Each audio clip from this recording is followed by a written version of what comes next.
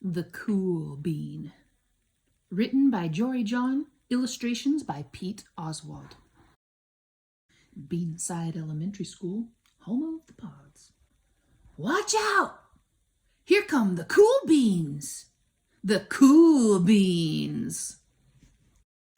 Oh yeah, check out how they move. Look at the way they swagger. Notice their sunglasses? Yow! The cool beans are known all over school, from house to house, across town, beyond county lines. In the olden days, last year, we were all one big pot of beans. We were a mixed bag, but somehow it worked. Yep, those were the good old days. And then we stopped seeing each other as much. That's just how it is sometimes. You spend less time together, even though you're not totally sure why. I watched as the beans I knew so well, the beans from my own pod, became the cool beans. Oh, they were so cool. One of them could play the guitar. Cool. One of them could draw the best superheroes. Cool. One of them could jump higher than any bean I'd ever known. Cool. Me? Well, I mostly stayed at home. Sure, I made some small changes. I wore sunglasses. Too big. I slicked my hair back. Too slick.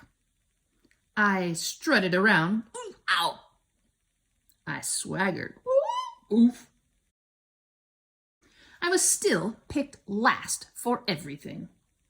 My clothes never seemed to fit. I snorted when I laughed. I walked into stuff. I was an uncool bean for sure. I started thinking of myself as just a common bean with no special skills. I couldn't compete, so I didn't even try. I'd never be a cool bean. It seemed like there were two types of beans in the world. There were the cool beans and the beans like me. The days all blended together. I lived my life and things were just, okay. I took tests and ate lunches and mostly just kept to myself. The cool beans, they continued being cool. I mean, sure, I missed them a bit, but it's not like I was going to say anything. I felt like all that coolness had gotten in the way of our friendship. And that's how it went. Until one day. I was in the cafeteria. I dropped my lunch on my loafers. Oh, no, not again. But then something sort of miraculous happened. Out of nowhere, one of the cool beans helped me clean it up. He didn't even say anything. He just gave me a nod. That was it. Later, I was out on the playground. I tripped and scraped my knee and maybe cried a little bit, and everybody saw it. Another one of the cool beans came to my side, and without a word, he dusted me off. That afternoon, I was sitting in class. I wasn't really paying attention. I didn't notice, but our teacher had called on me. Everybody stared. I sat there in silence. Nobody said anything. And then, everybody just laughed at me. That was it. After today, I was officially a has-been. But then one of the cool beans stood up and came over to me. Everybody watched. She leaned in close and whispered, "Hey, the teacher asked you to read from page 32. Then she gave me a quick wink and went back to her seat. It was a small gesture, sure, but it was also everything.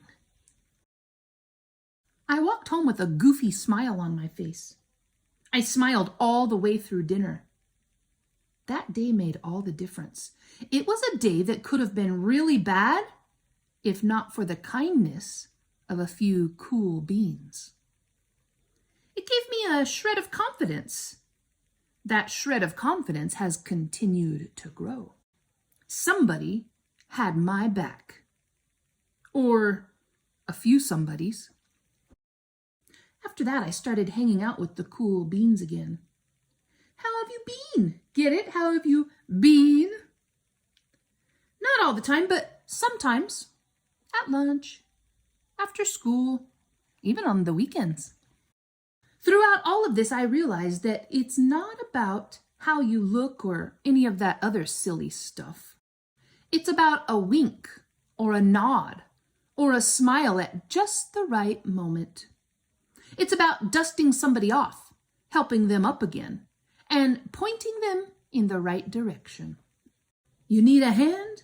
Yes, please. Now, that's cool. The end.